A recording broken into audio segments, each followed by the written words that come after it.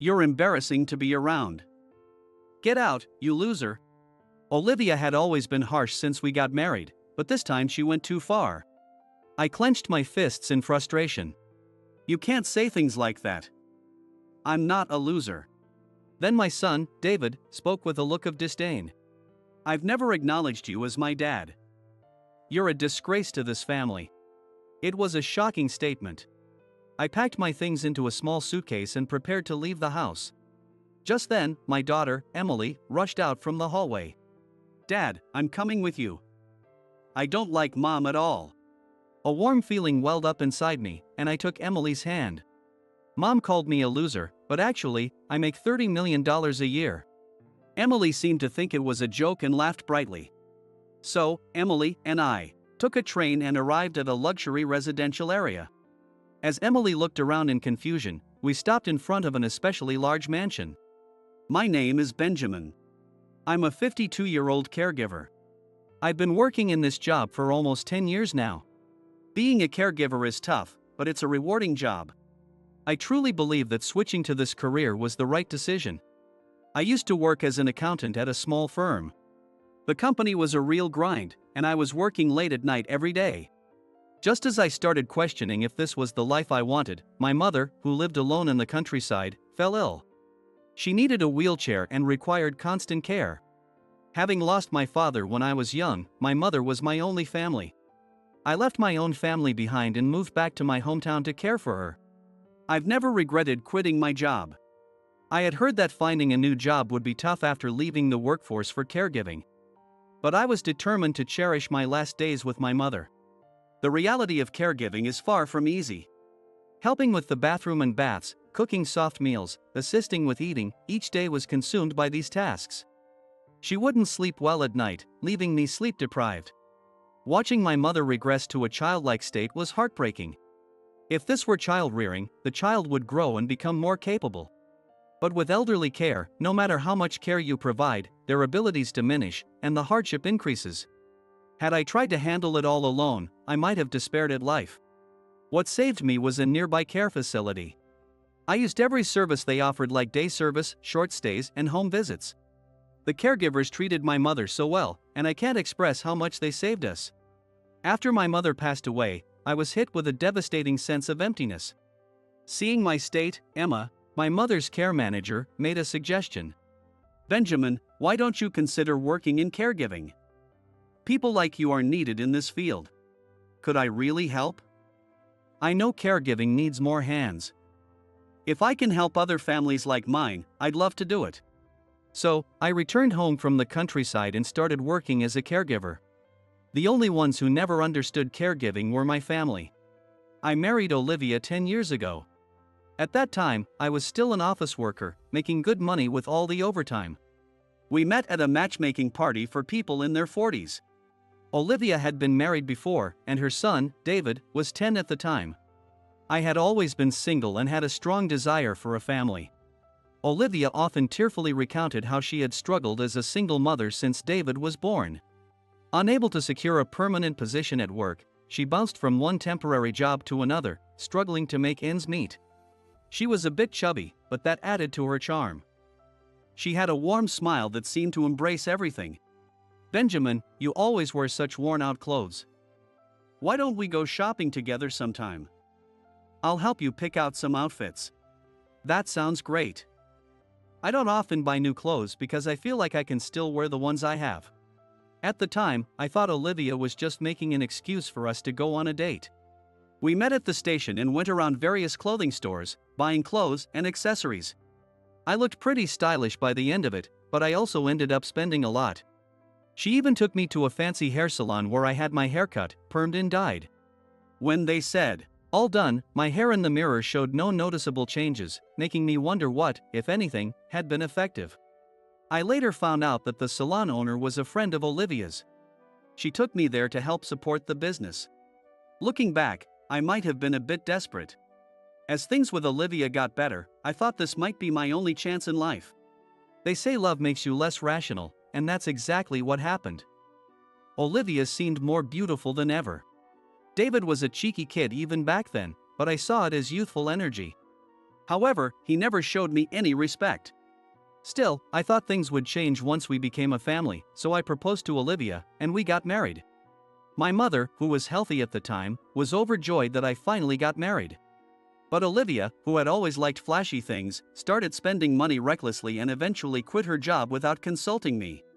I'm quitting my job because I'm only getting temp positions and it doesn't pay well. I want to be a full-time housewife and focus on raising our child. Our daughter was born shortly after we got married, and we named her Emily. I finally felt like we had become a real family. Emily was a sweet child and very attached to me. I worked harder than ever, to the point where it affected my health. I felt numbness all over my body and had bouts of dizziness. I managed to get by each day, pushing through the discomfort. Then my mother's caregiving began, and I returned to my hometown alone. To my surprise, the numbness and dizziness disappeared completely when I was away from my family. After caring for my mother until she passed away, I returned home to find David in college and Emily in 5th grade. While Olivia and David had been living lavishly, spending my savings. When I got home, Emily came running to me. "Dad, welcome back. You must be tired." "Thanks, Emily. Where are your mom and David?" "They went out for drinks. They knew you were coming home today." Emily was the only one who welcomed me back. Olivia and David didn't appreciate my 5 years of caregiving at all. After my mother's caregiving, I became more frugal. Even if people mocked my shabby clothes, I didn't care. Olivia and her son cost a lot, and my caregiver's salary wasn't as high as before. So, I had to be frugal to manage. I also wanted to save for the future. Everyone will need care someday. When that time comes, money is what matters most, as I've learned from experience. My mother managed to be cared for at home, but there are limits to family caregiving. If one needs to enter a nursing facility, it costs a lot. It's best if the person can cover it with their pension, but we don't live in an era with ample pension funds. In that case, you'll need to dip into your savings to ensure you get the care you need until the end. This way, you won't burden your family, which I believe is the best option. That's why I work at the care facility every day. The facility I work at mainly offers day service and short stays. Day service involves spending time with the users from morning until evening, engaging in recreational activities. During this time, their families are relieved from caregiving duties and can enjoy a moment of peace. Short stays allow users to stay at the facility for a few days. Like day service, this provides caregivers with some free time to refresh both body and mind. Every morning, I ride my bike to the nursing facility, change into my uniform, and start my work. There, I formed a special bond with Sophia, who uses the day service 3 times a week. I call Sophia Mom. On the other hand, Sophia calls me Benjamin. Sophia is a very intelligent elderly woman, but she has poor legs and uses a wheelchair. I dedicate the feelings of unfinished business from my own mother's care to Sophia. Sophia lives in a mansion and recently made the whole house barrier-free. Seeing wealthy seniors like her reinforces the importance of money in the end. Sophia completely trusts me and often tells others, "My son takes good care of me." "Benjamin, I'd like to get some fresh air. Could you push my wheelchair?" "Of course, Mom. The weather is nice, let's go out to the garden." Our natural interaction brings smiles from my colleagues. One day, I discovered my checking account, used for living expenses, was empty when I updated my passbook. It was the middle of the month, with a long way to go until my next paycheck. I immediately took out the savings passbook and confronted Olivia. "What is this? Why is the account empty?" "It's only the middle of the month." When I glared at her, expecting an excuse, Olivia brazenly responded. "You say it's for living expenses, but it's never enough. There are other savings, but this is the only account I can access." "Of course. It's empty. I've put in enough for the 3 of us to live on." "You're spending too much. You expect me to wear ragged clothes like you? Besides, being with you is embarrassing. Get out, you loser." Olivia had always had a sharp tongue since we got married, but calling the only breadwinner a loser was too much. This time, she had gone too far. I clenched my fists in frustration and managed to speak. "You can't talk like that. I'm not a loser. I'm working hard as a husband and father. Then David spoke with a look of disdain. I've never acknowledged you as my dad. You're a disgrace to this family. It was a shocking statement. From there, it turned into an endless dispute. We unleashed all our pent-up frustrations and started arguing. Do you think we can live without my income? It's heartbreaking that my hard work only earns these words. You earning money is a given. I've been taking care of the house and the kids. But do you know how humiliating it was to walk beside you? Just like David said, you were an embarrassment. I was momentarily speechless. I never imagined she felt that way about being with me. Fine. I'll leave. But don't regret it later. Even if we divorce, I'm keeping this house. It's compensation for 10 years of living in poverty. Though I said I would leave, I hadn't mentioned divorce, but Olivia brought up compensation. She must have been thinking about divorce for a while. With things like this, we can't continue living together. We've been married for 10 years, but for 5 of those years, I was away caring for my mother. Back then, our household was divided, and I sent extra living expenses, thinking it would help. Maybe that was a mistake. The account Olivia managed was always empty by the end of the month, but I assumed it was because David and Emily's education costs were high. But to David, I was just an embarrassing father. So there's no point in staying together. If I leave, divorce will naturally follow. What was our marriage for? If I hadn't married Olivia, would I have married someone else? Maybe that woman would have cared for my mother with me. But it's all my responsibility. I chose Olivia and decided on this life. I silently stood up and packed my things into a small suitcase in the bedroom. There was a knock, and Emily peeked in. Dad, what are you going to do now? Mom and David don't want me here, so I'm leaving. But this is your home, isn't it? Hearing Emily's voice nearly brought me to tears. I patted her on the head and said, "Take care," before heading down the stairs. I walked out the front door, intending to head to the main street. Just then, Emily, with her school bag on, came running after me. Dad, I'm coming with you. I don't like Mom. A warm feeling surged in my chest, and I took Emily's hand. I wasn't alone. The warmth from Emily's hand melted my troubled heart. We walked side by side towards the nearest station. Emily seemed a bit nervous. Maybe she was worried about our future. To reassure her, I revealed the truth I had been keeping. Mom called me a loser, but actually, I make $30 million a year. No way, Dad. You're just an ordinary person. And I know caregivers don't make that much. Emily seemed to think I was joking. Without saying more, we got on the train and arrived at a luxury residential area. Emily was bewildered as we stopped in front of an especially large mansion. I rang the doorbell and gave my name, and Sophia's voice responded. You have the spare key, don't you? Come on in. While Emily looked puzzled, I took out the key from my pocket and opened the door. Sophia greeted us, wheeling herself in her wheelchair. I'm sorry for the sudden visit. It seems my wife and I are getting a divorce. I see. But now we can move forward with the adoption plans. I quickly introduced Emily to Sophia. Sophia smiled warmly and greeted her. Nice to meet you, Emily. Emily still looked confused, but we went into the spacious living room since it wasn't a conversation for the entrance. Emily was astonished by the luxurious furnishings and the room size. Are we going to live here? Why? I'm going to be adopted by Sophia. For that, I needed your mom's consent. If I became Sophia's son while still married, your mom would have likely spent Sophia's assets. So that's why you couldn't be adopted until now. I quietly said, exactly. Emily, is it okay if you have to change schools to commute from here? Sophia asked. That's fine. I'm good at making friends quickly, Emily replied confidently. How wonderful. From now on, I'll be your grandmother. If you need anything, just let me know. We're going to keep this house as it is and build a care facility on the remaining land. Sophia is an intelligent woman who inherited vast lands and considerable assets from her parents. She once told me she had lived a relatively easy life, never marrying and having no other family.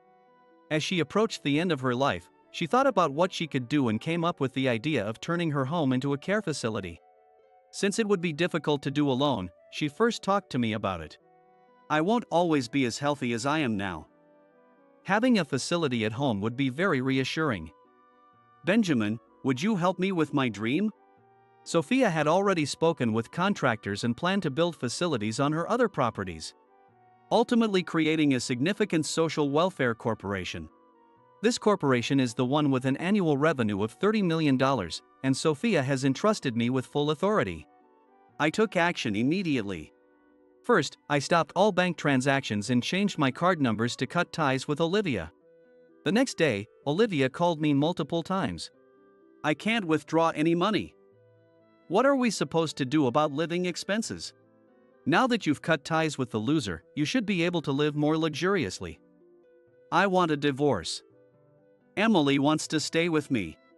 We'll also handle the property division properly. Olivia readily agreed when I offered to give her the house as part of the property division. Since Emily often took my side, she might have been a nuisance to Olivia. Olivia easily agreed to let me have custody of Emily. As part of the property division, I decided to give Olivia the house she currently lives in with David. The other bank accounts were kept in my name. When I sent the divorce petition, Olivia signed and returned them. I handed over the petition at the court, officially becoming a single man. Now, Olivia and David, who I never adopted, are just strangers. I formally adopted Sophia, resolving to take care of her until the end.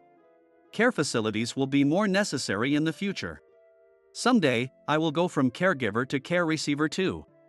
Though I don't want to think about it, it's an inevitable path. To ensure I receive proper care with a solid system, I must prepare now. Our new life began with me, Sophia, and Emily.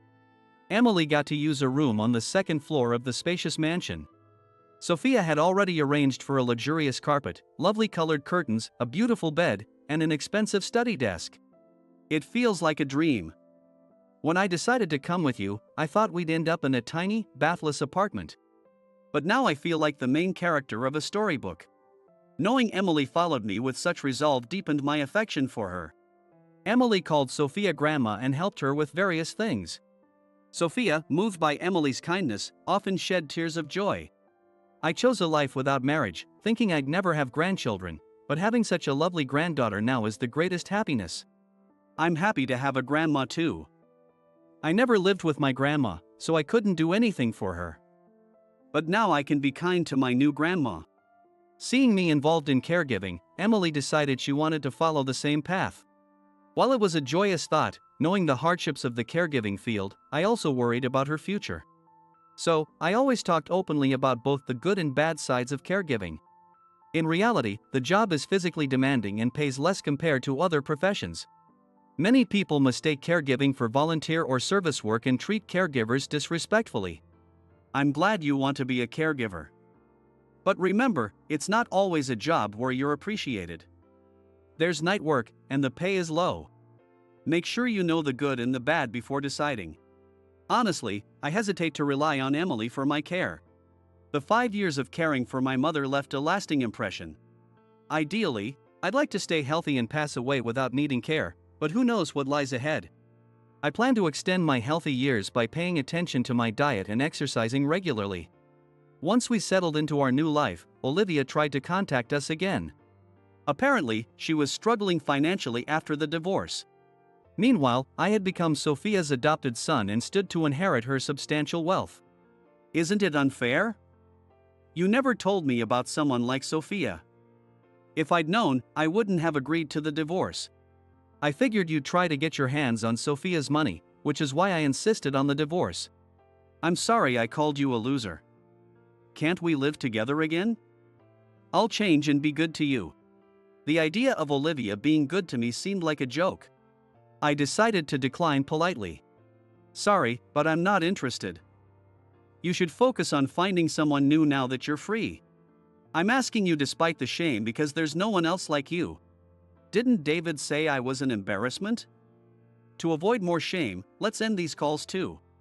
I then blocked Olivia's number. I learned about Olivia and David's situation through Emily. Since Olivia is her biological mother, Emily occasionally met with her.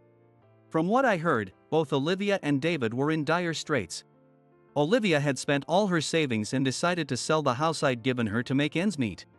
She moved into a small apartment with David and focused on finding a new partner. However, in her age group, many men were looking for women who could help them when they needed care in the future. Mom was angry, saying, "No way. I didn't get married to clean up after someone else's messes. I wonder why she doesn't consider working herself." Even if Olivia couldn't work for some reason, David, who was now an adult, should be able to. However, after graduating from college, David didn't get a job. I was surprised to learn that he had gotten into gambling during his college years, to the point where it affected his studies. Thanks to the efforts of college staff, he managed to graduate. But he didn't want a full-time job because it would interfere with his gambling, so he lived doing day labor jobs. Thinking back to the days when he lived with his father, I felt both exasperated and sad. A year has passed since then. Sophia and I finally came to our dream of opening a care facility. The facility was named New Leaves. It's a newborn facility, but we plan to expand it and provide care for as many elderly people as possible. New Leaves offers both day services and a nursing home for seniors who can no longer live independently. As the director, I am busy every day. Though not always fun, the days are fulfilling. In this era where people live to be 100 years old, it is important for us to support and help each other. Spring arrived, bringing the beautiful blooming season. I pushed Sophia's wheelchair, and we enjoyed the flowers together. Sophia remains lively and actively supports the recreational activities at the facility. Most of the residents don't know that Sophia is the owner of the facility. I want to live on the same level as the other residents. If they know I'm the owner, they might hesitate to befriend me. I agree with Sophia's approach. What I wish for now is for Sophia's healthy days to continue as long as possible. Mom, please live a long life. I want you to attend Emily's wedding as her grandmother. I'm looking forward to that. It's probably a long way off, so I need to keep going. I see a big tree in front of me. A gust of wind blew, scattering a shower of blossoms. While enjoying the beautiful sight, I want to continue spending joyful times with the other residents.